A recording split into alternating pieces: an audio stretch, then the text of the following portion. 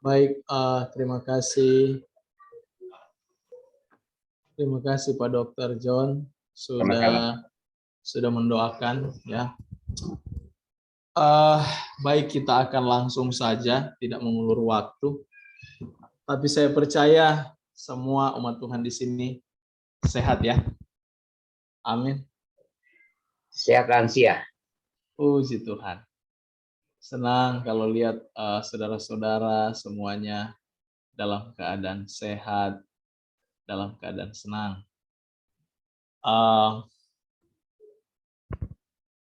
Saya akan share screen di sini. Dan sebagaimana pembahasan kita yang lalu sudah selesai sampai di pelataran, ya kan? Oke, ini.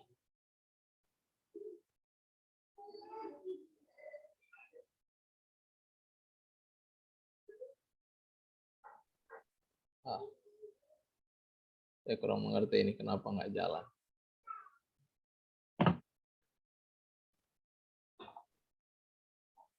Jadi sampai di pelataran itu ada dua instrumen ya. Dan instrumen yang pertama tepat di depan gerbang yang disebut dengan mesbah korban bakaran. Di mesbah korban bakaran ini semua korban-korban hewan-hewan yang ditentukan Tuhan untuk boleh menjadi korban yang dapat dikatakan digunakan sebagai simbol untuk secara simbolik memindahkan dosa yang dari pribadi yang berdosa itu kepada hewan ini melalui darahnya, yang dimana simbol ini semua merujuk kepada Yesus. Jadi mesbah korban bakaran itu sebenarnya secara simbolik itu membayangkan akan kematian Kristus. Sebentar, kenapa saya tidak bisa buat ini?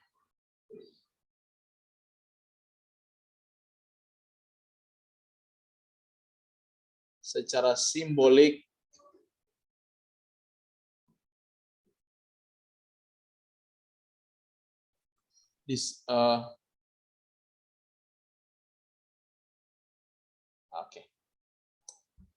secara simbolik menggambarkan kematian Kristus. Dan sesudah instrumen itu maju lebih ke depan lagi untuk menuju kemah Ka'bah, ada satu instrumen yang dibuat dari cermin-cermin wanita atau perempuan-perempuan Israel. Yang dibuat dari cermin adalah kandil pembasuhan. Dalam bahasa Inggris disebut dengan laver.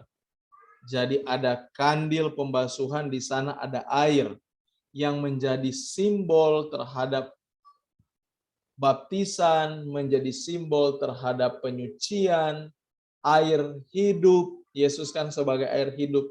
Jadi semua ini adalah gambaran dari apa yang akan terjadi sehubungan dengan sistem penyelamatan yang Tuhan bentuk. Nah, begitu masuk ke dalam, ada satu instrumen inti. Instrumen inti di tengah-tengah pelataran itu, yaitu yang disebut dengan kemah Ka'bah. Jadi kalau Ka'bah itu termasuk pelatarannya atau halamannya. Namun ada kemah Ka'bah. Nah, kemah Ka'bah itu, Pendeta James, sorry. Pendeta ya, belum terlihat ininya, full screen slide-nya. screen-nya belum terlihat ya? Iya, Mas. Belum full screen, Pendeta. Takutnya Pendeta udah next slide ya. Memang udah next slide ini. Tapi di sini nggak bergerak dari awal, masih kemah Ka'bah. Coba di stop share dulu, Pendeta. Kenapa begitu ya? Iya, stop share dulu terus di share. Oke. Ini Coba sudah lagi saya. pendeta.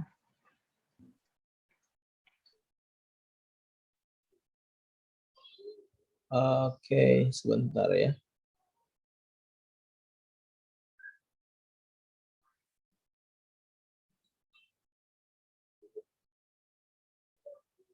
Ini sudah? Sudah pendeta. Ya, sudah, Di sudah. tabernakel ya, slide tabernakel. Iya, tabernakel. Ini sudah, ini berganti dia. Coba di next pendeta. Belum ganti sih. Oh Sudah. udah, oke, Ya. sudah Oke. pendeta.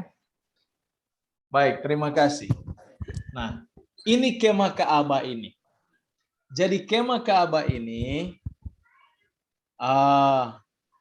ini bentuk kemahnya dan dia terbagi dua. Jadi ini imamnya berdiri di depan. Kalau dia masuk kemah ini ada dua ruangan yang dipisahkan dengan tirai yang kita sebut dengan tirai Ka'bah. Tirai ini yang waktu Yesus mati dirobek oleh malaikat, yang menandakan bahwa tidak akan ada lagi sistem korban, sistem Ka'bah yang seperti ini. Karena sebenarnya di Ka'bah ini dua ruangan ini tidak boleh disatukan. Makanya dia harus dipisahkan karena punya maknanya.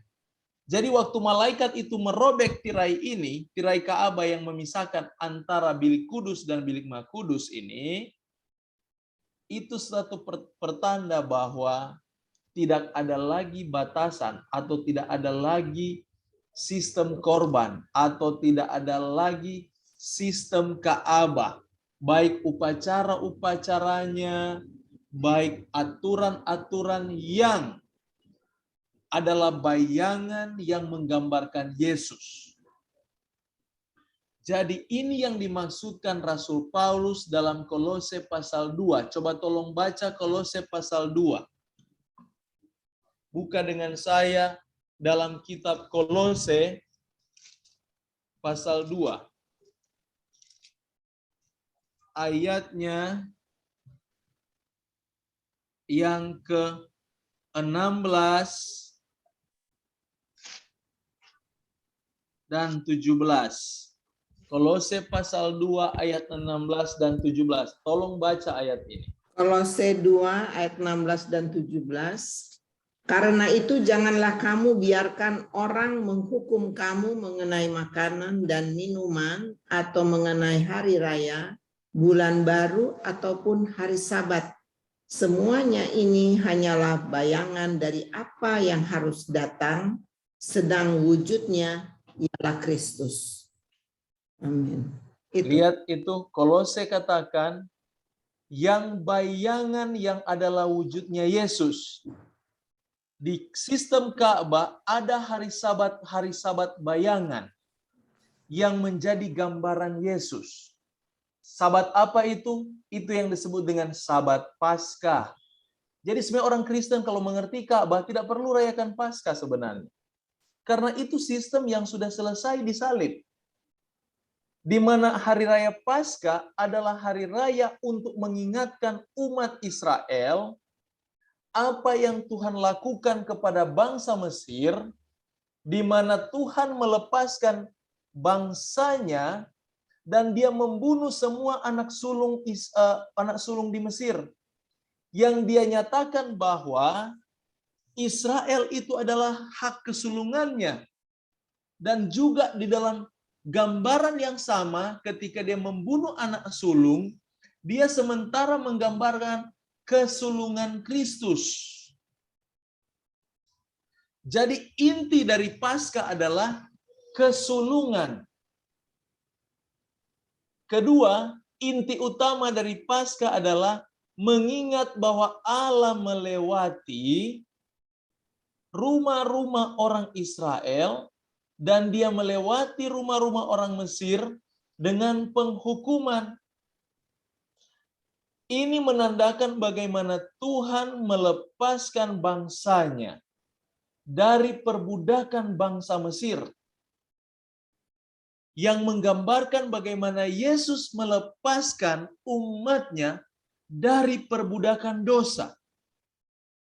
Jadi tadinya sahabat-sahabat seperti itu adalah sahabat bayangan yang wujudnya Yesus. Makanya Paulus katakan, jangan orang menghakimi kamu dengan sahabat-sahabat itu. Seolah-olah kalau tidak ikut sahabat itu, tidak akan ke surga. Dia bilang semua itu sudah selesai. Wujudnya adalah Yesus. Sahabat apa lagi yang ada? Sahabat pondok daun-daunan yang menjadi gambaran mengenai hari Pentakosta. Ketika baru itu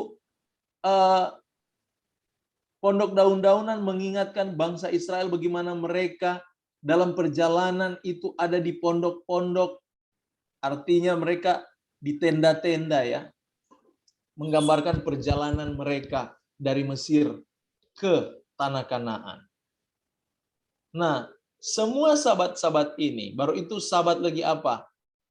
Daun-daunan, sahabat ulu hasil, sahabat, banyak sekali sahabat yang ada di dalam. Tetapi sahabat hari ke-7 tidak tergolong di bayangan ini. Karena sahabat hari ke-7 bukan menjadi gambaran mengenai kematian Yesus. Bukan menjadi gambaran mengenai penebusan. Sahabat hari ke-7 Tuhan sudah tegakkan sebelum sistem Ka'bah itu ada. Dia tegakkan itu di mana? Di Eden. Waktu penciptaan hari Sabat dia kuduskan. Jadi beda sahabat-sahabat bayangan ini. Nah, ini semua sahabat yang menggambarkan apa yang akan terjadi dengan pekerjaan penyelamatan yang dilakukan oleh Yesus. Baru itu masalah makanan. Makanan-makanan yang menggambarkan penyelamatan. Makanan apa itu? Makan roti tidak beragi dicampur dengan sayur pahit. Itu makanan yang dimaksudkan, yang menggambarkan Yesus. Berbeda dengan makanan yang diatur dari Imamat 11. Makanan yang diatur di Imamat 11 adalah makanan memang khusus untuk manusia, bukan menggambarkan bayangan penebusan. Tidak ada sama sekali di sana. Jadi ketika Kolose, Paulus ungkapkan itu di kitab Kolose, dia menyatakan sehubungan dengan apa yang terjadi di sistem Ka'bah ini. Makanya kita orang Kristen perlu pahami sistem Ka'bah ini. Supaya kita tahu melihat mana yang Yesus palangkan, mana yang tidak Yesus palangkan. Saya sering sekali diskusi dengan saudara-saudara seiman, saudara-saudara sesama Kristen, walaupun dari berbagai denominasi. Teman-teman saya banyak dari teologi luar. Dan mereka sering katakan, James, itu sudah dipalangkan. Saya tanya, yang mana dipalangkan? Mereka sendiri nggak tahu. Ada sahabat-sahabat bayangan yang dipalangkan. Makanya ketika saya pampangkan cerita Ka'bah, baru mereka mulai terbuka pikirannya. Jadi banyak orang kita tidak boleh salahkan. Yang hanya membuat teoretikal, tetapi tidak punya dasar di dalam ungkapannya.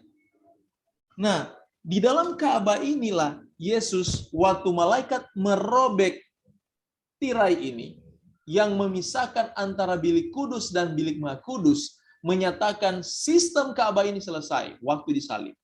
Semua sistem yang menjadi bayangan Ka'bah. Sekarang,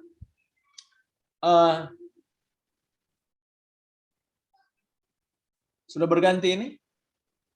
Ya, sudah kelihatan. Oke. Sekarang datang kepada ukuran kemah ini. Ini Ka'bah. Saudara perhatikan ini Ka'bah ini ya.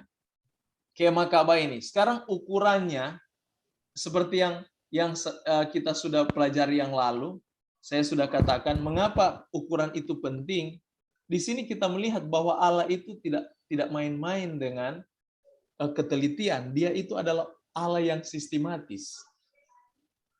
Jadi ukuran Ka'bah ini panjangnya itu sekitar 13,5 meter. Lebarnya sekitar 4,5 meter. Lumayan besar ya. Ya. 13 kali 4,5. 4,5 meter. Dan tingginya 4,5 meter. Jadi ruangannya bisa kelihatan ya. Kalau ini rumah yang saya tempati ini, dia ada 3 meter. Jadi lebih tinggi dari rumah ini, lebih samalah sampai di sengnya, di atapnya. Nah, ukuran bilik yang suci, jadi kan bilik maha suci dengan bilik suci dan bilik maha suci kan. Bilik suci itu ruangan pertama ketika imam itu masuk, dia masuk di bilik yang suci. Baru itu dibatasi dengan tirai di depan, baru ruangan bilik maha suci. Ini ada dua ruangan yang terpisah. Nah, ukuran bilik yang suci ini, panjangnya ada 8,1 meter. Kan dia punya ukuran Ka'bah, kemah Ka'bah ini 13,5 meter. Jadi 8,1 meter itu khusus bilik yang suci. Dan lebar sama, karena lebar semuanya sama 4,5 meter ya. Namun ukuran bilik yang maha suci karena dia dibagi dua, panjang ukuran bilik maha suci itu 4,5 meter. Kalau saya lihat ini ruangan yang saya tempati sekarang, mungkin seluas inilah. Jadi tidak terlalu besar ya. 4 meter lumayan. Dia punya lebar 4 meter, 4,5 meter. Itu panjangnya. Dan lebarnya tetap sama, 4,5 meter. Jadi, saudara perhatikan di sini, Tuhan mengatur dia punya ukuran. Dan saudara perhatikan, tudung dari Ka'bah itu, jadi tudung, dia menudungi, bukan bentuk atap. Jadi dia tidak bentuk atap, tidak. Hanya kain yang ditutup-tutup, ditudungi. Nah, ini ada 4 kain yang menudungi Ka'bah itu.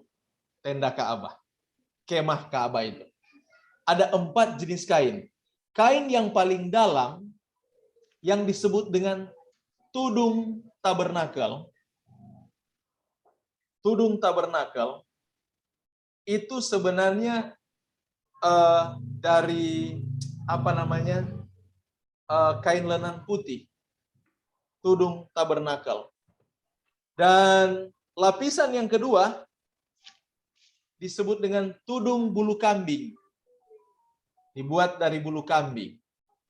Tudung yang ketiga warna merah itu tudung kulit domba yang diwarnai warna merah. Itu kulit domba yang diberi warna merah. Dan tudung yang paling luar yang menudungi itu tudung kulit lumba-lumba. Mungkin saudara bingung, dari mana mereka tangkap lumba-lumba dijadikan tudung. Nah, ini dia. Jadi, lapisan dalam kain lenan halus yang disebut dengan tenun, tudung kemah yang paling dalam. Ini 4 tudung tadi yang saya sudah sebutkan. Tudung dari kulit lumba-lumba, ini keterangannya. Dalam Yeskel 16 ayat 10, sebenarnya lumba-lumba ini bukan ikan. Itu sejenis kulit luwak hutan. Biasanya orang Israel gunakan itu untuk dijadikan sendal. Di sini dalam buku Nehemia Maimeri Memantau Kemah Allah, bisa kedengaran nih ya? Ya, kedengaran. Nah, dia bilang begini, sebagai kepala Kristus melindungi jemaatnya. Hal ini digambarkan oleh tenda paling luar yang dibuat dari kulit lumba-lumba. Lumba-lumba ini bukan ikan lumba-lumba. Dalam terjemahan lain disebut tentang kulit sejenis hutan yang bertubuh besar.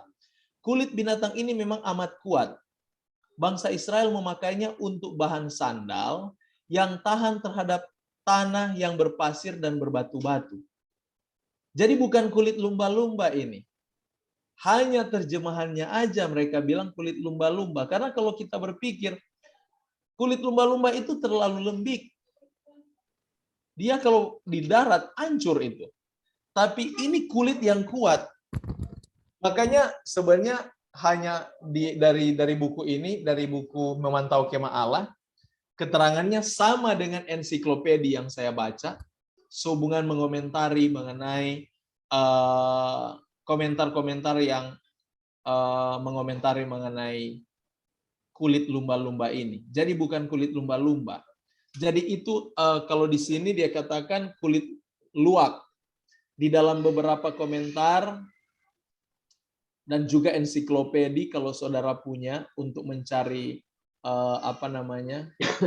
keterangan mengenai hal ini, itu bukan kulit lumba-lumba sesungguhnya. Jadi ada berbagai macam, intinya itu sejenis kulit binatang yang ada di Timur Tengah sana, yang mereka sering gunakan untuk dijadikan sandal. Biasanya orang Israel gunakan itu. Nah, di dalam perlambangan mengapa lapisan-lapisan ini sangat penting Tuhan atur, karena semua lapisan, setiap lapisan yang diberikan ini, ada 4 lapisan. Ingat, di depan, bagian depan gerbang ada 4 kain yang terurai. Iya kan? Semua itu memiliki 4 warna, memiliki 4 karakter Kristus. Demikian dengan 4 kain yang menudungi akan kemah Ka'bah itu. 4 karakter Kristus juga terselubung di sana. Berbagai komentar dia katakan lapisan pertama itu adalah lapisan terbuat dari bahan yang kuat menghadapi cuaca di padang belantara. Ini menggambarkan pengorbanan Kristus yang sanggup menutupi dosa manusia. Mengapa dia katakan menutupi dosa manusia? Karena ingat, sebelum tudung lumba-lumba itu ada tudung dari apa tadi? Kulit kambing yang diberi warna merah, merah kirmisi, yang menjadi simbol dosa. Artinya, dengan kekuatan Kristus, dosa itu akan tertutupi dengan kuasa Kristus. Itu maksudnya. Makanya 4 lapisan ini semua berfokus kepada Yesus dan pekerjaan yang dia lakukan. Berfokus kepada Mesias itu. Ini dia tirai yang memisahkan. Ini bilik kudus, ini bilik maha kudus. Saudara lihat, ini tirai yang membatasi. Nah, untuk tirai ini yang terdapat dalam Keluaran 26 ayat 31 sampai 33.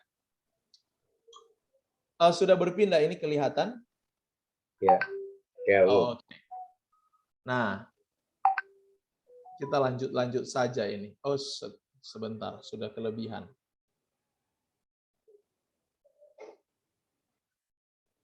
Oke. Nah, saudara lihat di dalam Ka'bah, di bagian bilik kudus,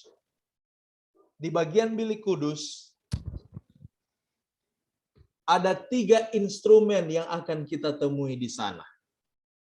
Yang pertama, roti meja sajian sebelah kanan imam. Yang di dekat tirai, mesbah ukupan. Beda dengan mesbah korban bakaran tadi ya. Ini mesbah ukupan, di mana ukupannya itu Tuhan atur dari rempah-rempah yang terpilih untuk dibuat menjadi kemenyan yang fungsinya hanya pengasapan. Hanya pengasapan. Dan api di situ, api Tuhan yang sudah menyala, yang mereka ambil dari perbaraan yang ada di mesbah korban bakaran. Saudara, kalau saudara belajar ini, saya saja secara pribadi, saya merasa kagum ya. Setiap perlambangan, tidak ada satupun di dalam sistem Ka'bah ini yang tidak dapat menceritakan mengenai Yesus. Saya mau tanya, waktu Tuhan menyambar dengan api, di mana dia menyambar dengan api? Pertama kali, di mezbah korban bakaran. Jangan heran saudara, waktu Yesus mati, kilat menyambar sana sini. Kilat itu kan api itu. Waktu Yesus mati tergantung. Dan api di mezbah korban bakaran diangkut untuk dibawa di sini. Di mezbah ukupan. Artinya, mezbah ukupan ini adalah lambang doa. Mezbah ukupan ini melambangkan doa-doa orang kudus. Nah, secara simbolik, tanpa api yang ada di mezbah korban bakaran, mezbah ukupan tidak ada artinya. Betul tidak? Jadi dengan kata lain, tanpa kematian Yesus, semua doa tidak ada artinya. Makanya benar apa yang Yesus katakan kepada bangsa ini. Tidak ada orang yang dapat sampai kepada Bapa kalau tidak melalui siapa? Melalui aku. Karena sistem ini sudah diatur daripada mulanya. Dari sistem Ka'bah ini. Dan ingat, setiap hari, setiap saat, tugas imam memeriksa api di mezbah ini dan memeriksa api di lampu-lampu ini. Jangan sampai api ini padam. Karena kalau sampai api ini padam, masalah besar itu. Bisa mati imamnya. Makanya mereka diatur untuk diurapi khusus untuk hanya mengatur sistem ini. Api itu melambangkan Roh Kudus. Makanya Paulus di dalam inspirasi dia katakan, jangan padamkan apa? Roh. Dia gambarkan bahasanya dengan sistem Ka'bah. Api dalam Ka'bah. Nah, sekarang dalam instrumen-instrumen ini, mari kita datang kepada instrumen yang pertama. Mezbah roti sajian. Yesus katakan, aku adalah roti hidup. Waktu setan mencobai dia di padang gurun, dia katakan, manusia itu tidak hidup dari roti saja, tapi dari firman yang hidup. Ingat, Yesus menggambarkan roti makanan itu yang menghidupkan sama dengan firman itu. Firman sama dengan roti itu. Jadi sebenarnya gambaran roti ini adalah gambaran Yesus itu sendiri. Yang Yohanes katakan bahwa Yesus itu adalah firman Allah yang sudah menjadi manusia. Jelas ya? Jadi tidak ada satu titik di Ka'bah yang tidak menggambarkan Yesus. Dan dalam Keluaran 25 ayat 23 sampai 30, gambaran meja roti sajian ini, Tuhan atur bahwa roti itu harus diganti setiap pagi. Harus roti baru terus, tidak boleh roti lama. Roti kemarin buang atau makan. Biasanya roti-roti itu dikasih sama imam-imam yang memakannya. Makanya waktu Yesus berargumen dengan orang-orang ahli Taurat, Tuhan angkat cerita Daud yang makan roti imam. Yang Tuhan Yesus katakan, tidak boleh sebenarnya orang biasa makan, tetapi mengapa Daud bisa diizinkan makan roti yang hanya menjadi bagian imam? Tuhan tidak mempermasalahkannya. Tapi pada aturannya, roti-roti ini hanya dikhususkan kepada imam kalau dia sudah selesai disajikan. Karena setiap pagi imam harus mengganti roti itu. Saudara, makna apa yang kita mau ambil di sini? Setiap pagi saudara harus punya makanan rohani yang baru. Dan pelajaran bagi pembawa-pembawa firman, baik pendeta, tua-tua majelis yang suka bawa firman, jangan pakai-pakai firman yang sudah lewat. Karena firman itu harus setiap hari baru. Makanya belajar terus. Bangun pagi, renungkan firman Tuhan. Saya malu kalau saya khotbah saya hanya itu-itu terus. Banyak di sini sudah mungkin jadi saksi. Pernah enggak saudara lihat saya khotbah? Khotbah yang sama. Sudah berapa tahun saya di sini? Tidak ada. Karena saya tidak suka khotbah yang sama. Kita harus baru setiap hari. Firman itu harus baru. Itu Tuhan sudah gambarkan. Makanya Alkitab ini kaya akan pengetahuan, saudara. Jangan kita katakan, aduh, atau yang lebih ruwet lagi ini tinggal kutip-kutip ambil dari internet, khotbah. Saudara, khotbah itu bukan pidato. Kalau pidato selalu boleh ambil di internet. Khotbah itu adalah di mana saudara mengecap firman itu baru kasih ke orang lain. Itu khotbah. Karena dia sifatnya membangun. Sifatnya mempertumbuhkan kerohanian. Sama dengan roti kita makan untuk menumbuhkan fisik kita. Demikian firman itu kita berikan untuk membangun kerohanian orang. Makanya ada teman saya, pernah dia khotbahnya hanya satu. Karena dia pegang 5 jemaat. Sabat pertama, khotbah itu dia taruh di jemaat A. Sabat kedua, karena dia pikir, jemaat yang lain, khotbah itu lagi. Sabat ketiga, khotbah itu lagi.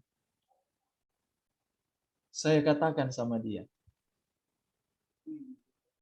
kamu harus ganti sistemnya. Setiap jemaat membutuhkan racikan yang baru. Setiap jemaat tidak mungkin mereka harus makan makanan yang sama. Ada jemaat suka makan nasi goreng, masa kamu bawa mie goreng semua? Tidak boleh. Jadi saudara, gambaran di Ka'bah ini Yesus ajarkan tiap pagi harus ada roti baru sama dengan hidup kita. Malah saya lihat ada satu pendeta di mana-mana dia hanya itu-itu saja khotbahnya. Semua hari itu saja. Sampai ada teman saya dia katakan, ya bagaimana dia nggak kelihatan expert, ahli. Hanya itu dia berbulan-bulan itu aja yang dia ngomongin. Saudara, di mana pertumbuhannya? Saudara lihat, belajar dari apa yang Yesus ajarkan di Ka'bah ini. Dia mau supaya setiap hari ada baru. Kalau khotbah mengenai firman, itu harus baru. Dan kita bangun pagi, kita harus memperhatikan hal yang baru dari firman Tuhan. Bukan hal yang sudah usang atau sudah tua, sudah lama. Tuhan tidak mau. Imam itu kena hukuman kalau sampai mereka melanggar aturan itu. Saudara lihat, Tuhan sangat teliti dan dia jeli. Nah, untuk meja ukupan ini ada 2 hasta panjangnya atau 92 cm. Hampir 1 meter. Tidak panjang dia, kecil. Lebarnya itu hanya 46 cm. Dan susunan rotinya itu, tingginya itu 69 cm. Tidak panjang ya, tidak ada. Jadi hanya setengah meter dia tingginya, setengah meter sedikit. Kalau lebarnya hampir setengah meter. Tinggal beda 4 cm. Nah, dia terbuat dari kayu penaga yang disalut emas. Berhiaskan mahkota emas selebar setapak tangan manusia. Jadi itu ada mahkotanya di pinggir. Mahkota. Apa namanya? Bis. Kalau orang Manado bilang Bis. itu bis. Saya nggak tahu kalau bahasa Jakarta apa ini. Kalau Manado bilang itu bis. Lis. Lis ya. Lis. Kalau bahasa Jakarta apa ini? Bahasa. Pokoknya mahkota lah ya. Yang menghias sekelilingnya. Sebuah cincin emas ditempatkan di tiap kakinya. Cincin emas, saudara lihat ini cincin emas ya. Ini cincin emas ya, yang di pinggir ini. Saudara sudah lihat itu? Fungsinya untuk tempat tongkat itu biar mereka bisa pikul nanti. Dan yang memikul ini tidak sembarang, saudara. Itu diatur oleh Tuhan. Tidak boleh sembarang orang bisa memikulnya. Kalau saudara mau lihat siapa-siapa yang ditugaskan Tuhan untuk membawa kemah ini. Kalau nanti kita kan sekarang masih bilangan pasal 2. Bilangan pasal 3 dan pasal 4 di sana diatur siapa yang boleh membawa ini. Jadi untuk orang yang suku Lewi, puak-puaknya, ada puak-puak. Jadi dari antara suku ada puak-puak. Anak-anak suku arti puak-puak. Jadi suku Lewi, yang puak yang bisa membawa meja ini, hanya ditugaskan kepada Bani Kehat. Bani Kehat. Jadi Bani Kehat, mereka ditugaskan untuk membawa tabut, membawa meja roti sajian ini, membawa kandil, membawa mesbah-mesbah, dan membawa perkakas dan tirai. Itu bagian dari Bani Kehat. Suku Lewi, tapi bagian suku Lewi Bani Kehat. Nanti kita bahas itu di kejadian nanti berikut ya. Tapi untuk saat ini kita perhatikan dulu. Jadi tidak sembarang orang bisa membawa ini. Saudara, bayangkan bagaimana telitinya Tuhan. Sampai suku-sukunya itu diatur. Tidak boleh sembarang bawa tugas. Jadi ada job description-nya. Tugas-tugas masing-masing. Itu diatur Tuhan. Saudara lihat, makanya di gereja itu pun kita harus punya job description. Jangan penatua yang bagian anak-anak suka atur-atur yang bagian ibu-ibu. Jangan. Atur bagian kita. Kadang-kadang kita kerjanya banyak, saya lihat orang tidak profesional dalam bekerja. Jadi contoh, kalau di komite, ya, di rapat majelis, ada bagian anak-anak. Pak Pendeta, saya mau buat program untuk beli baju bagi anak-anak. Contoh ya. Yang bantah, yang ibu-ibu dari penatua ibu-ibu. Oh, jangan begitu. Harus begini-begini. Jadi dia yang atur. Saudara, jangan seperti itu. Kalau kita mendapatkan kesempatan memiliki pekerjaan di gereja, lakukan tugas dan tanggung jawabmu sama seperti Tuhan atur di dalam sistem Ka'bah ini. Jangan suka ambil atau atur pekerjaan orang. Walaupun kita lihat itu salah, bukan berarti kita yang harus mengaturnya. Profesionalisme itu. Dan Tuhan ajarkan bangsa Israel demikian. Tidak sembarang untuk memikul benda-benda ini. Walaupun kelihatan amat kecil, tetap harus 4 orang. Tidak mungkin Bani Kehat katakan, oh saya kuat, saya besar, saya bawa sendiri aja. Oh tidak boleh. Tuhan katakan, tetap 4 orang yang mengusung. Saudara lihat pelajaran waktu mesbah, waktu tabut perjanjian dipindahkan dari Kiryat Yearim ke Yerusalem, mereka taruh di gerobak. Akhirnya Tuhan murka, dia sambar itu Usa dengan api. Karena dia suruh diatur dari awal di dalam sistem Ka'bah, itu harus dipikul, bukan ditaruh di gerobak. Saudara lihat? Jadi walaupun itu ukuran kecil, memang harus 4 orang yang pikul. Kalau Tuhan bilang 4, 4. Jangan kita pikir kita kuat, bawa aja sendiri. Yang ada tersambar dengan api orang seperti itu. Karena waktu itu memang Tuhan itu bukan dia otoriter ya, tetapi dia mau ajarkan kepada umatnya yang adalah mantan budak, bagaimana kerja yang teratur. Karena Tuhan ingin memperkenalkan dirinya sebagai Allah yang beraturan. Makanya saudara kalau tidak mau teratur di jemaat, jangan pernah cita-cita masuk gereja, masuk surga. Tidak ada orang sembrono masuk surga. Orang yang akan ke surga adalah orang-orang yang beraturan. Orang-orang yang disiplin hidup mereka. Yang konsisten. Makanya perhatikan kitab Wahyu, dia katakan, berbahagialah mereka yang bertahan. Mengapa dia katakan bertahan? Karena banyak orang tidak dapat bertahan sehubungan dengan keteraturan.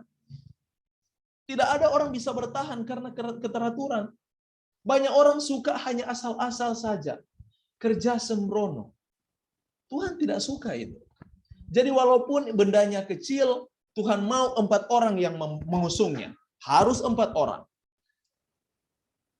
Oke, kita lanjut. Dilengkapi dengan peralatan dari emas, piring-piring, garpu, dan penutup. Ini semua dari emas. Ceretnya.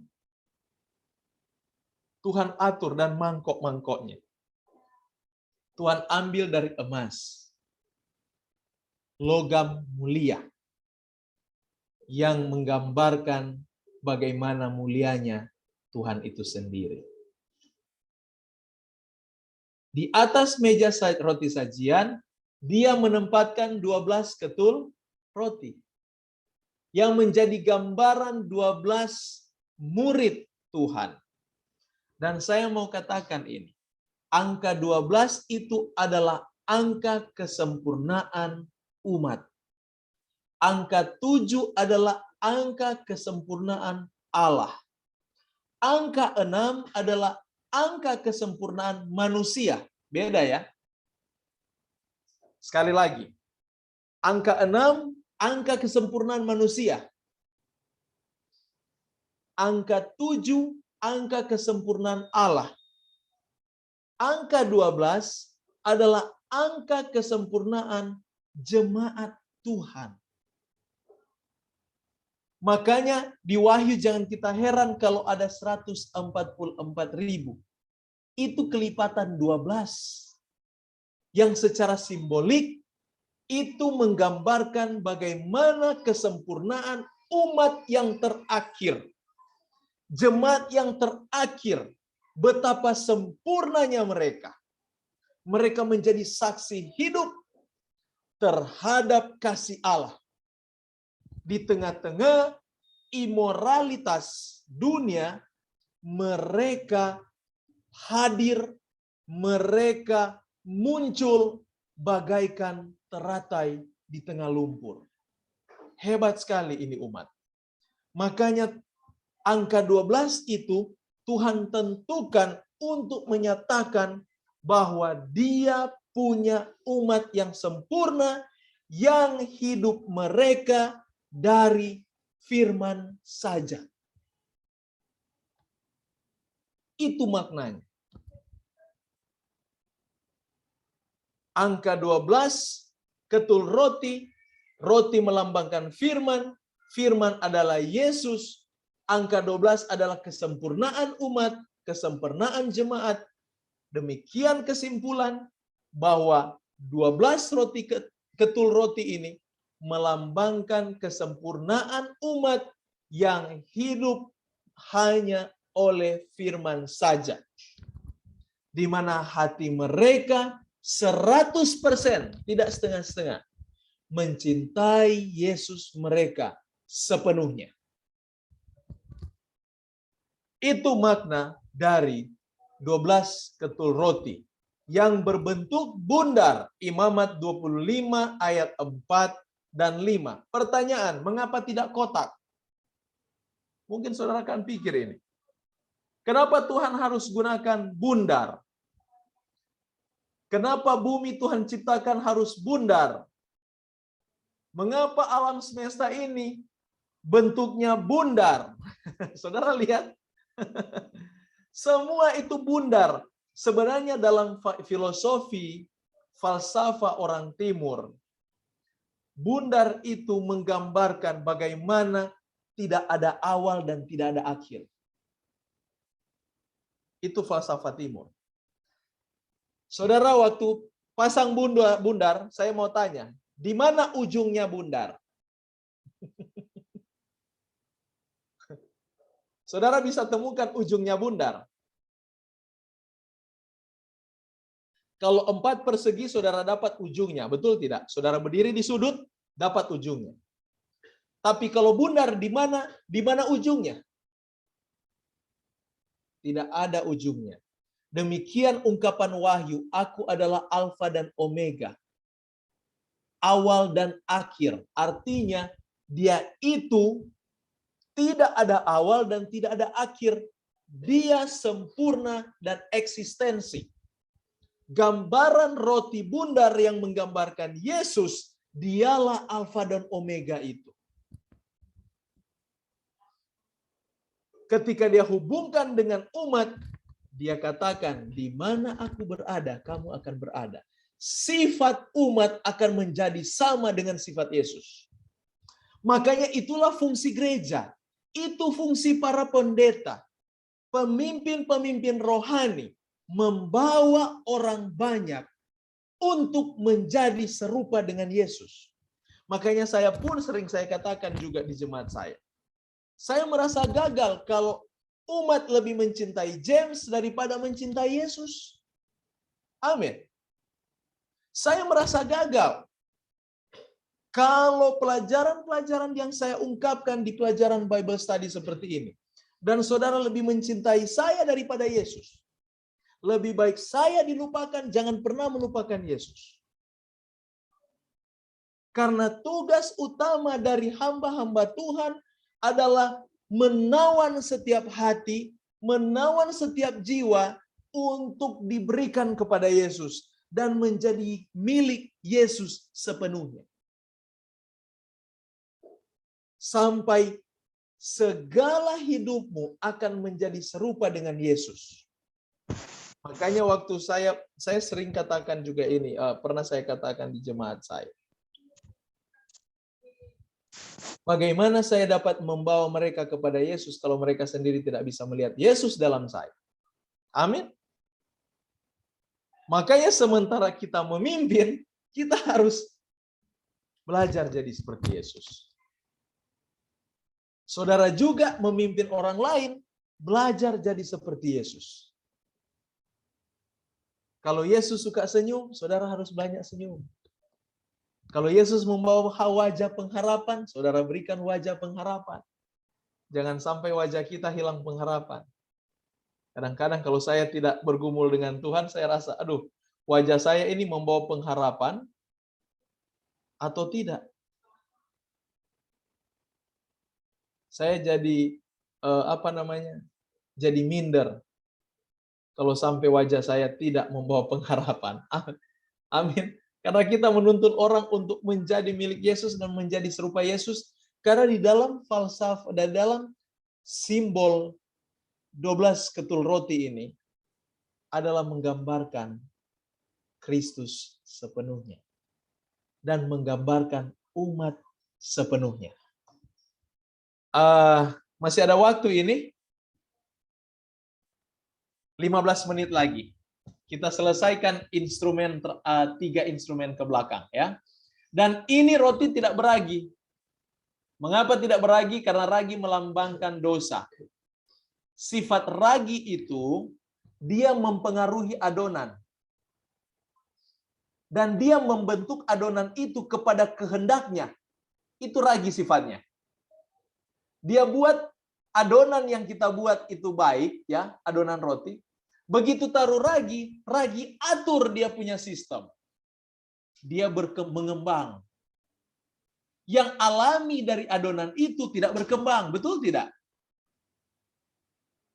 Tapi dia berkembang karena kenapa? Diatur oleh ragi. Demikian Tuhan gambarkan dosa itu seperti ragi. Dosa itu suka mengatur, saudara. Dosa itu suka mengatur. Makanya saudara kalau suka atur-atur orang, sifat dosa itu. Jangan suka atur-atur orang. Saudara hanya menyampaikan kebenaran, bukan atur pikiran mereka. Pilihan mereka untuk menerima kebenaran atau menolak kebenaran. Saya tidak pernah mau atur-atur. Anak-anak saya izinkan mereka dalam hak pilih. Karena sifat Tuhan bukan seperti itu. Dia tidak mau mengatur. Tidak ada Tuhan paksa-paksa orang, atur-atur orang harus masuk surga. Tidak. Dia memampangkan, dia menawarkan, inilah kebenaran. Kalau kamu suka, ambil. Sifatnya itu. Makanya Tuhan katakan, jangan kamu menjadi ragi orang Farisi. Tahu orang Farisi sifatnya bagaimana? Suka ngatur-ngatur. Makanya Tuhan gambarkan orang Farisi ini sama dengan ragi. Dia katakan kepada murid-murid, kan? Makanya roti bundar ini adalah roti yang tidak beragi. Ini menjadi simbol di mana Yesus sendiri tidak terpengaruh oleh siapapun. Bagaimana ragi mempengaruhi roti, demikian Yesus tidak akan dipengaruhi oleh apapun. Dan demikian umatnya tidak dapat dipengaruhi oleh apapun yang bisa mendatangkan dosa dalam hidup mereka. Makanya saudara kalau percaya kebenaran, percaya 100%, bulatkan pikiran, ini kebenaran saya ikut. Jangan dipengaruhi dengan apapun. Kalau selama kita masih mau menerima pengaruh-pengaruh itu, kita akan dipengaruhi dengan pengaruh itu sendiri. Karena itu sifat ragi. Itu sifat dosa. Jangan pernah mau dipengaruhi. Kalau kita belajar, kita minta hikmat, mengerti, dan ikut. Kalau belum mengerti, tanya. Kalau kita mengerti dan sepertinya, ini sifatnya tidak bagus, tinggalkan. Karena kalau kita hanya ikut-ikutan, itu yang digambarkan dengan ragi.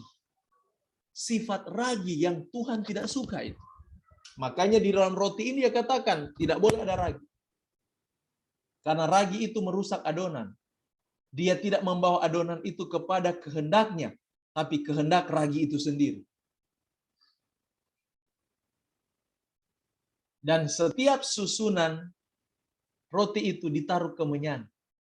Kemenyan itu diatur dalam Imamat 24 ayat 7 itu. Dia taruh, dia katakan, harus ada kemenyan. Saudara, tahu fungsi kemenyan untuk apa?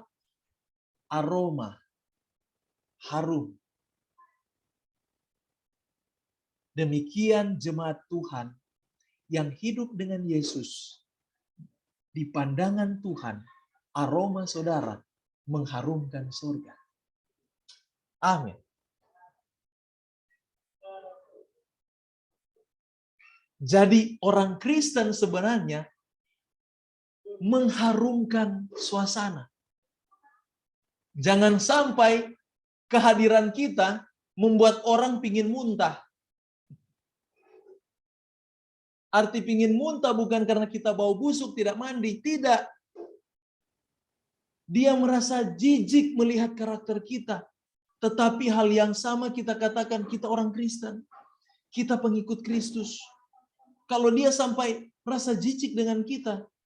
Wah, saya berpikir ini orang ini ditaburkan kemenyan atau bunga kubur. Tuhan memberikan kemenyan untuk menggambarkan aroma keharuman umat yang menerima dia dengan firman. Instrumen meja roti sajian sebagai pengingat akan hubungan perjanjian antara Allah dan umat. Roti yang segar ditempatkan di sana setiap Sabat sebagai peringatan akan Allah yang adalah penyedia kebutuhan umat. Bayangkan, dengan hari Sabat pun harus diganti rotinya. Padahal Tuhan katakan jangan bekerja hari Sabat, tapi untuk roti kerja. Sama dengan kita.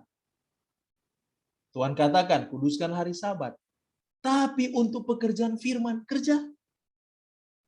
Bayangkan kalau hari Sabat pendeta istirahat. Siapa yang mau bawa khotbah?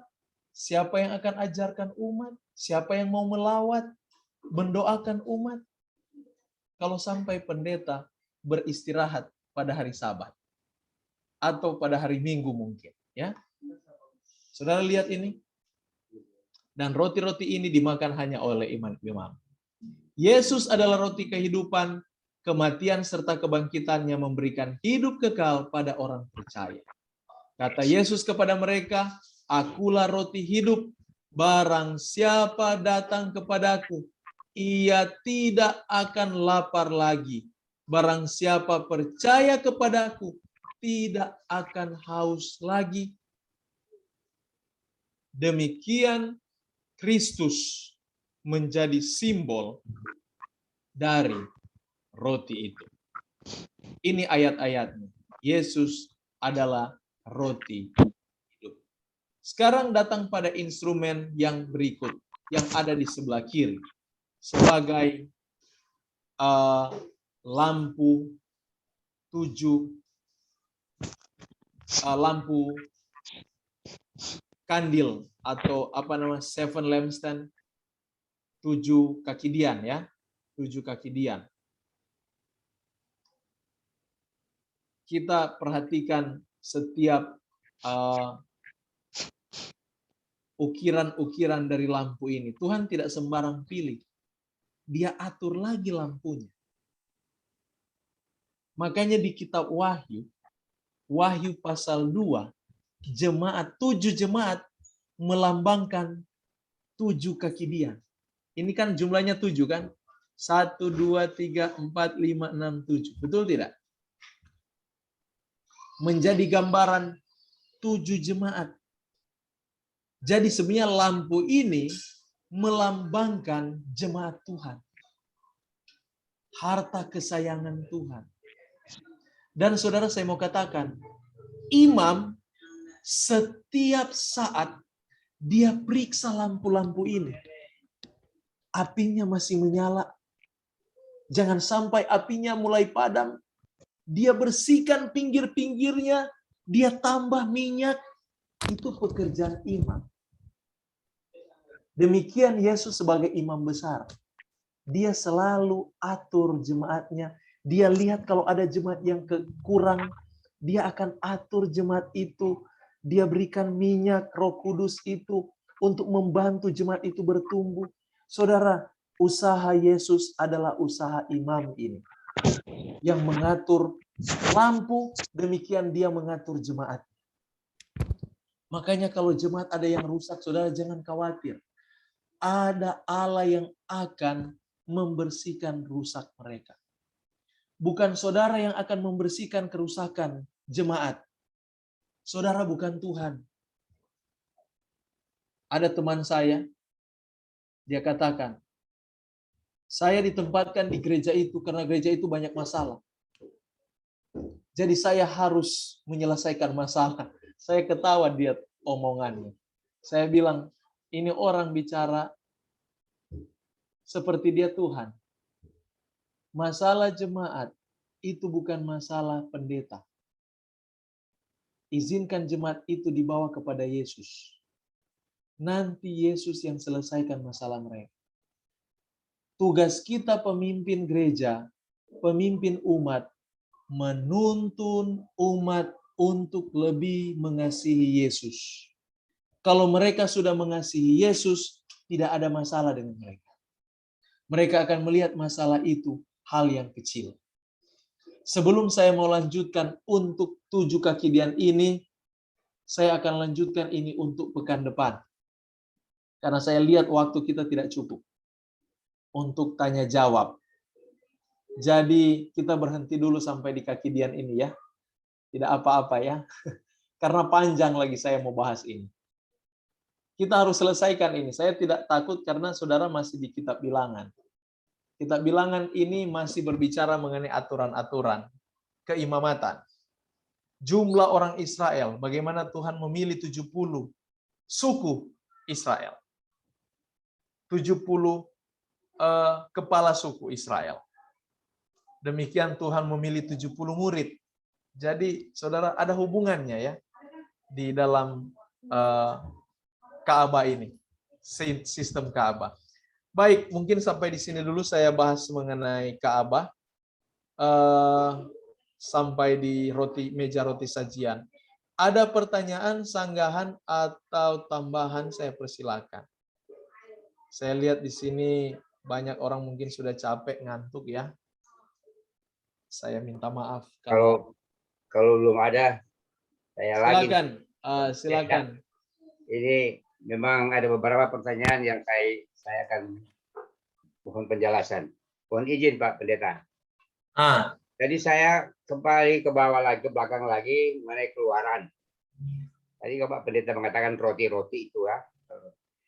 Di Keluaran itu disebutkan bahwa rakyat Israel ini waktu keluar dari Mesir, mereka ngomel karena nggak ada makanan. Makanan nggak ada katanya. Lapar terus. Mereka ingat waktu di Mesir, mereka makan daging, makan apa semuanya. Pokoknya mereka kenyang. Kemudian Tuhan memberikan mereka mana. Diturunkan dari langit mana itu. Nah, pertanyaan pertama, itu artinya mana apa? Apakah roti atau ada apa namanya arti yang lain? Pertanyaan yang kedua, itulah, dan disebutkan di firman Tuhan bahwa mana itu harus dipungut pagi-pagi, diambil pagi-pagi, dan harus makan selesai, jangan disimpan sampai besok. Karena itu akan berulat dan akan busuk. Nah, itu tolong dijelaskan kenapa begitu.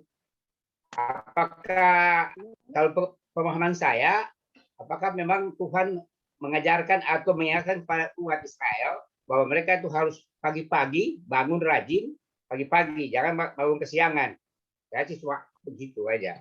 Saya kira itu dulu pertanyaan saya, Pak Pendeta, jangan sampai ada yang itu, ada yang ngomel. Terima kasih Pak John. Ini pertanyaan bagus sekali. Hebat ini pertanyaan. Roti mana ini memang roti sorga. Yang menurut keterangan kitab Ulangan, roti ini seperti ketumbar.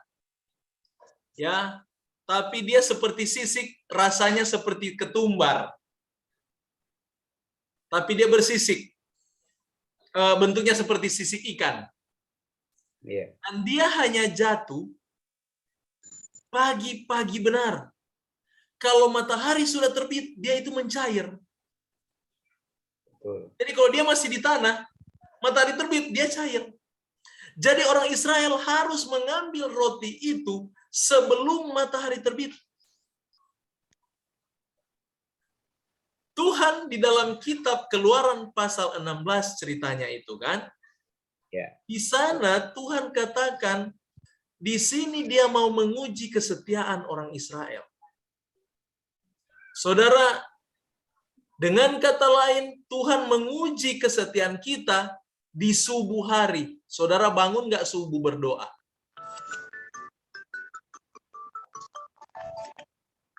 Makanya coba, berapa jumlah umat Tuhan? Jumlah di gereja? Boleh 100 kalau hari Minggu masuk, Pak John. Masuk tidak? Ya, tergantung. Coba suruh buat program. Halo? Doa subuh jam 4. Lagi makan apa lagi? Sama enggak jumlahnya dengan dia masuk di hari Minggu itu? Enggak sama. Enggak kan? Karena di sana pengujiannya itu Tuhan katakan kan, dia atur dari sistem pasal 16 ini. Aku ingin menguji kesetiaan bangsa Israel itu. Dan sehubungan dengan mana itu adalah roti. Roti sorga itu melambangkan Yesus sendiri. Yang adalah roti sorga itu, yang adalah firman Tuhan itu. Mengapa Tuhan katakan lewat petang, lewat matahari masuk, matahari terbit, dia membusuk. Kalau kita tahan sampai besok, dia apa? Cair. Expire. Busuk dia. Sama dengan prinsip di Ka'bah tadi. Setiap pagi harus ganti baru rotinya. Itu menggambarkan kalau orang Kristen mau bertumbuh kerohaniannya, saya mau katakan ini. Ini teologi yang Tuhan ajarkan dari peristiwa Ka'bah dengan cerita mana di Keluaran 16. Teologianya situ jelas Tuhan ingin ajarkan. Kalau saudara mau bertumbuh kerohaniannya lebih baik, rajin bangun subuh dan berhubungan dengan Tuhan. Jangan malas-malas di subuh hari. Jangan hanya kita bangun kalau ada program. Kalau tidak ada program, kita tidak bangun. Bukan demikian.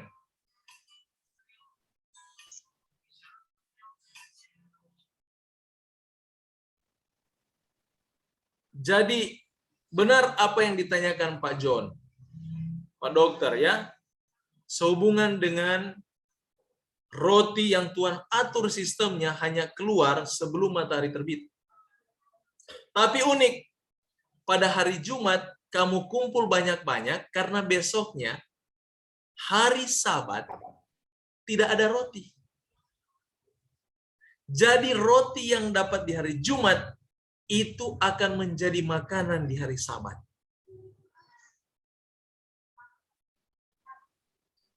Mengapa Tuhan seperti itu? Pada hari Sabat, dia tidak mau mereka mengumpulkan makanan untuk kepuasan mereka. Dia mau mereka beristirahat di dalam firman-Nya.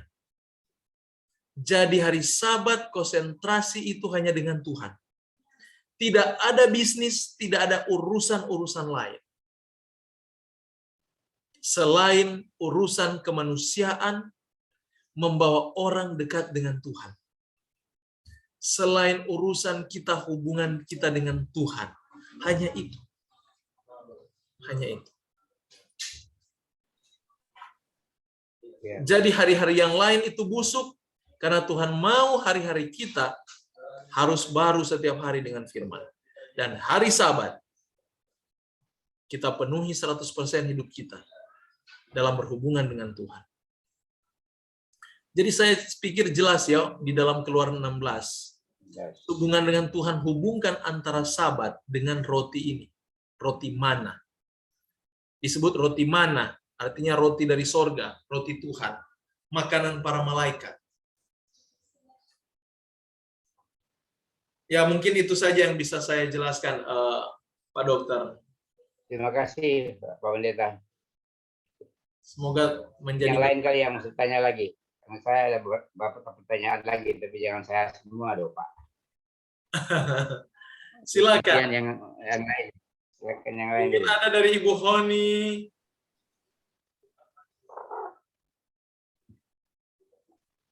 Atau dari Ibu Audrey. Yang saya mau tanyakan tadi, yang ditanyakan Dr. John itu, yang cuma boleh diambil, ya itu yang mana itu, Pak? Itu jadi perhatian saya juga baca Alkitab. Iya. Jadi bukan main ya cara Tuhan itu ya. Di luar logika manusia, makanan kan sebenarnya bisa tahan ya, tapi Itulah cara Tuhan. Udah dapat penjelasan juga dengan pertanyaan Pak John. Terima kasih Pendeta J. Tuhan berkati Ibu Honi. Tuhan berkati. Amin. Baik, mungkin dari Ibu Dr. Irene juga di sini saya lihat. Kalau ada pertanyaan silakan.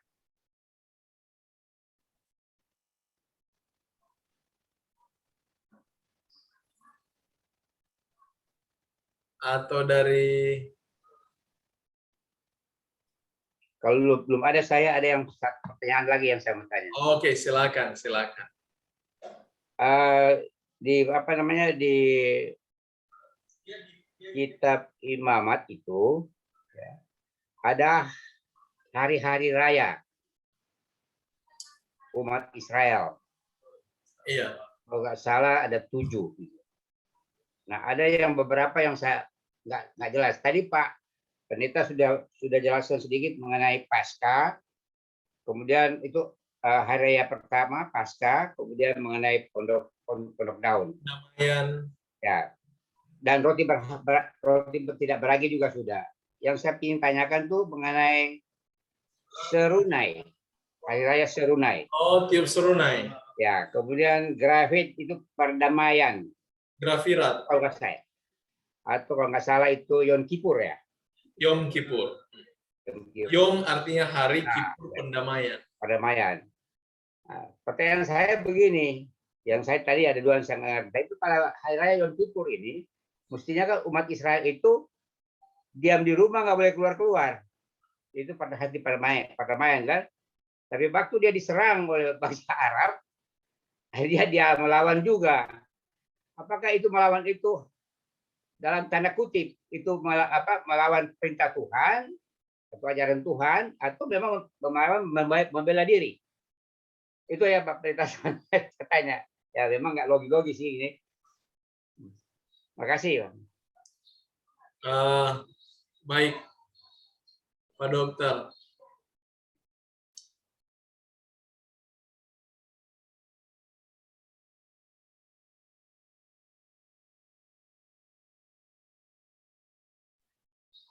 Tes bisa dengar ini? Bisa. Jadi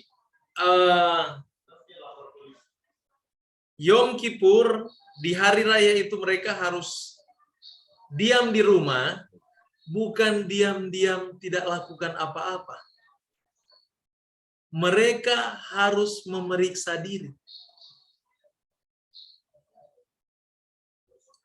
Kalau ada dosa yang tersisa, itu harus diakui.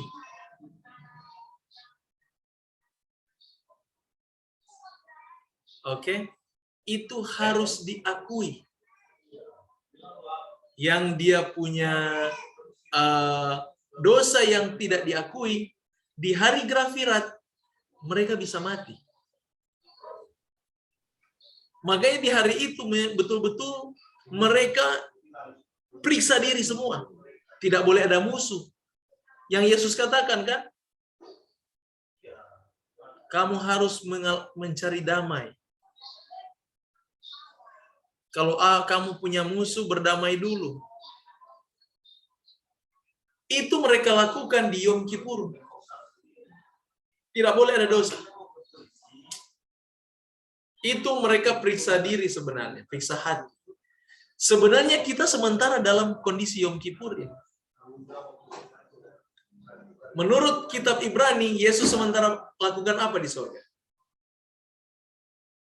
Melakukan pendamaian. Jadi sementara menggunakan Yom Kippur, kita sementara Yom Kippur. Saya mau tanya, apa saudara sudah periksa diri? Yesus akan datang. Jangan sampai ada satu titik dosa yang tertinggal dengan kita. Tidak akan selamat itu.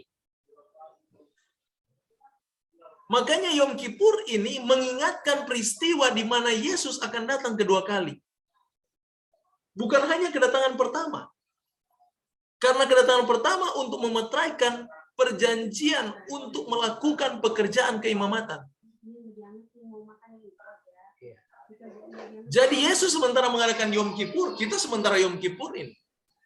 Makanya kita perlu periksa diri. Waspada.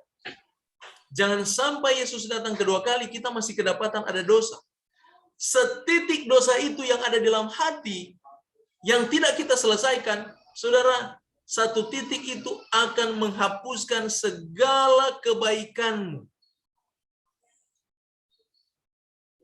Satu titik dosa itu akan menghapuskan segala penurutanmu.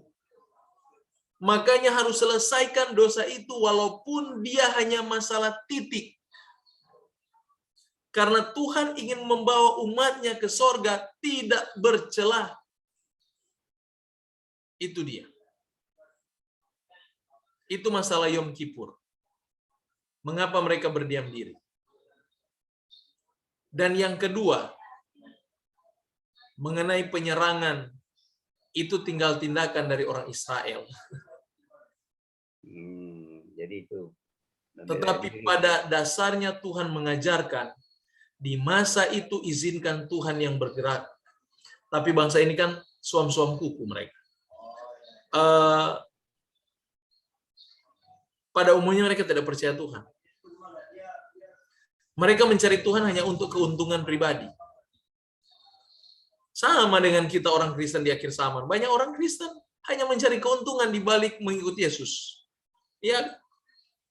Ya, perlu ada Tuhan untuk mendoakan sakit, menghibur duka, perlu ada Tuhan. Tapi pada hakikatnya, apakah Tuhan itu kita betul-betul perlu? Itu harus kita tanyakan. Terima kasih Pak Dokter membuka pikiran saya. Ya, semoga kita diberkati semua ya, sehubungan dengan pelajaran ini. Baik, ada lagi yang lain? Oh, ini ada pertanyaan di chatting. Ini pertanyaan bagus ini. Mengapa tudung di dalam Ka'bah itu kok dipakai kulit hewan haram? Iya kan?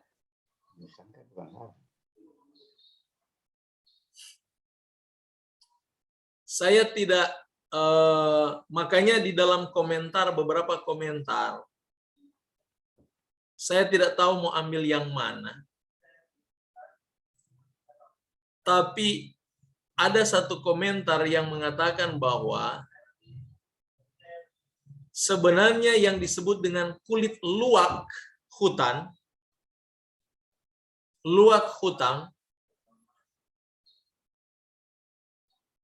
yang tadi saya katakan kan itu luwak hutan itu yang hewan yang ada di Timur Tengah. Tetapi di dalam komentar yang lain, nanti berikut saya tunjukkan komentarnya. Saya ada baca itu di Bible Commentary, SDA Bible Commentary kalau saya tidak salah. Dia bilang sebenarnya itu luwak itu bukan hewan, tapi sejenis tumbuhan yang ada di hutan. Hutan Israel sana di Timur Tengah.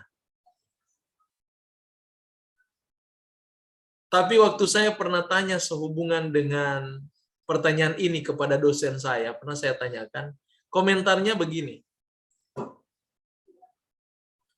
Komentarnya seperti ini. Berdasarkan, karena di dalam beberapa komentar kan ada dua pandangan, ini dualisme. Yang satu dia percaya itu bahwa itu adalah luwak, ya, hewan yang haram, yang tidak dapat dikonsumsi. Yang satu percaya itu adalah tumbuhan. Jadi dualisme untuk menyatakan ini.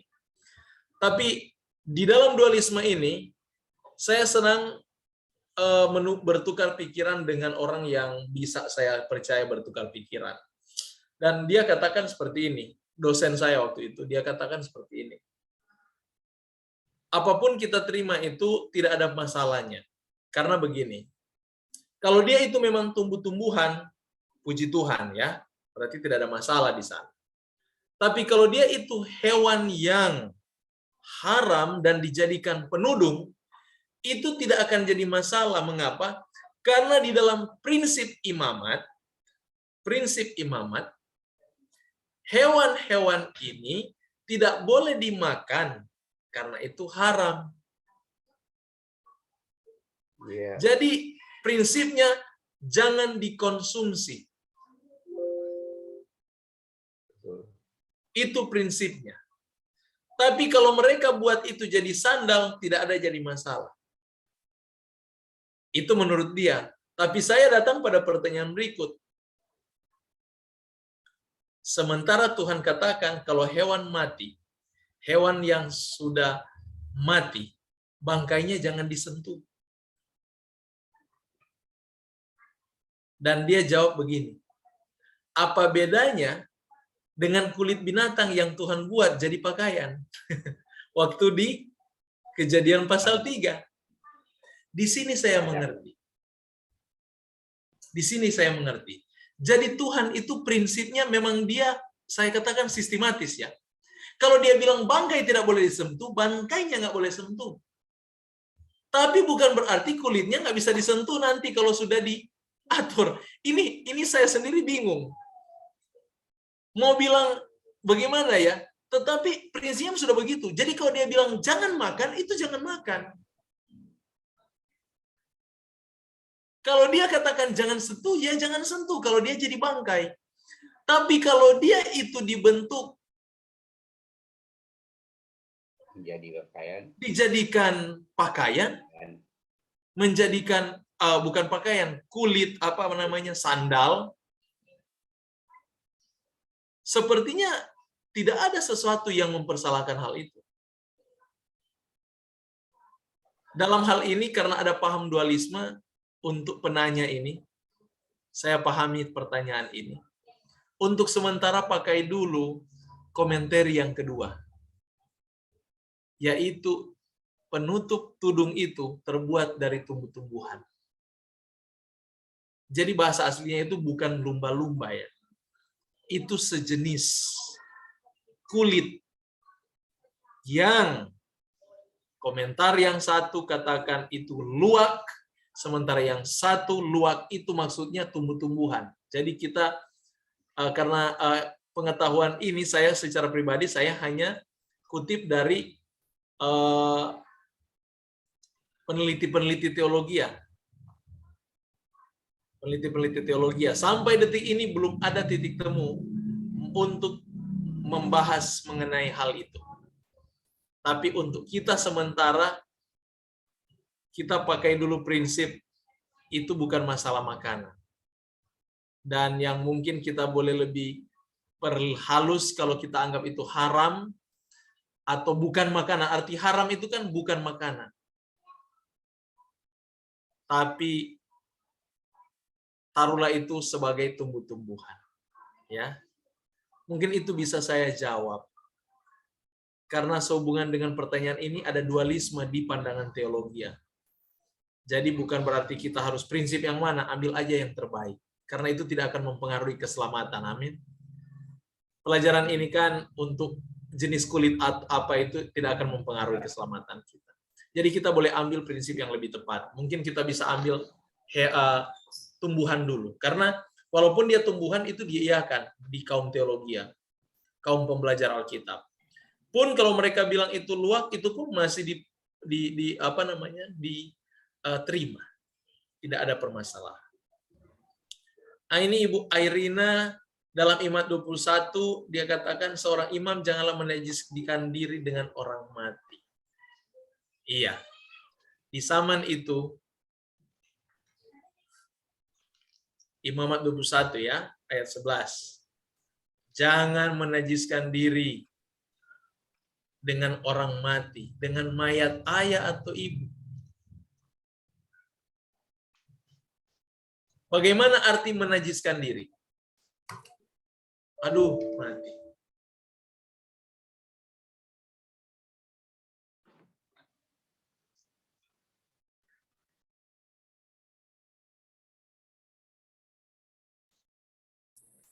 Pakai punya pendeta Christian Sombah. Baik, bisa kedengaran ini? Kedengaran.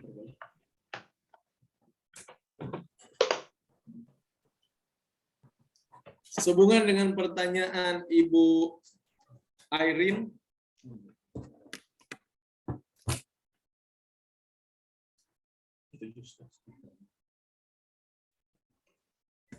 tes bisa kedengaran?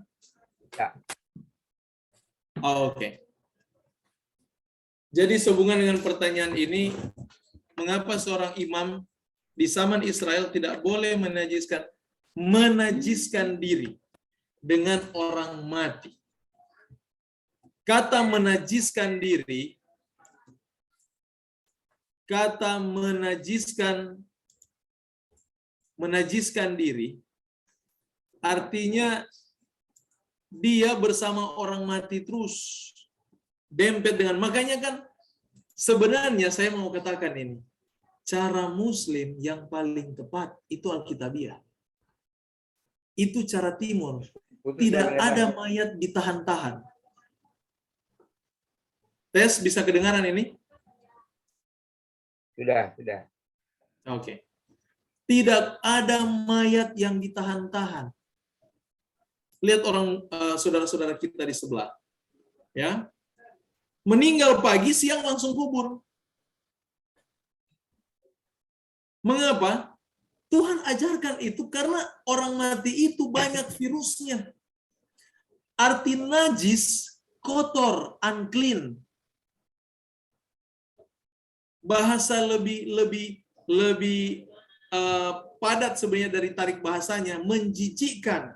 Jadi kita jangan menjijikkan diri, artinya kita mengotorkan diri dengan orang mati. Artinya demikian, jangan kita berlama-lama di sana. Ingat di waktu zaman Israel, bukan imam tidak boleh datang di orang mati.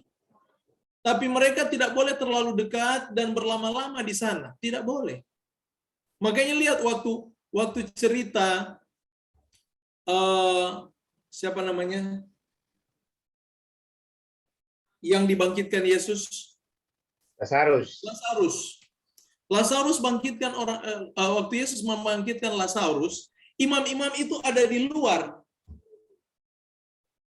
Tidak di dalam rumah. Yang di dalam rumah itu adalah peratap-peratap. Orang-orang yang disewa untuk menangis. Itu peratap-peratap. Mereka yang di dalam. Imam-imam itu di luar. Bukan mereka tidak boleh datang di orang mati. Dan kebiasaan mereka sama dengan kebiasaan orang Timur, orang saudara-saudara kita.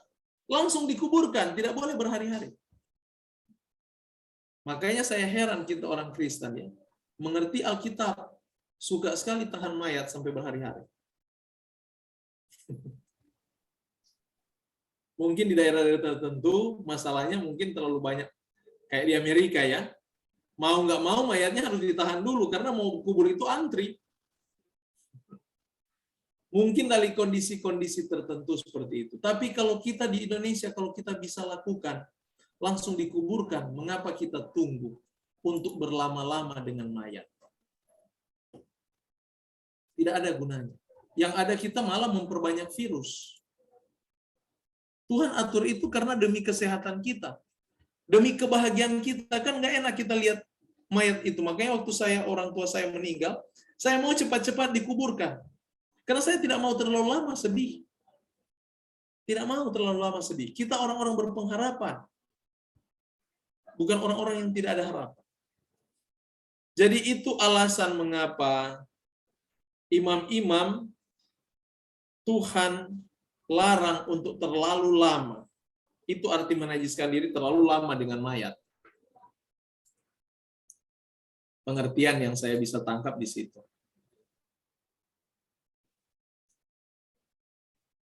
Terima kasih Ibu Irene. Mungkin itu yang bisa saya mengerti dari ungkapan Imamat pasal 23 itu. Oke. Saya lihat jam sudah menunjuk jam 9. Saya lihat juga di sini sudah banyak yang capek ya. Mungkin banyak aktivitas hari ini, sudah ngantuk. Kita boleh akhiri akan tanya jawab ini, Bible study kita. Semoga kita semua diberkati lewat pelajaran Ka'bah ini, yang walaupun masih dalam cerita roti. Nanti berikut kita datang kepada instrumen yang lain. Semoga minggu depan kita akan selesaikan instrumen-instrumen ini sampai kepada keseluruhan dari sistem Ka'bah itu. Kiranya Tuhan Yesus memberkati kita akan segera menutup ibadah kita akan berdoa. Ada usulan doa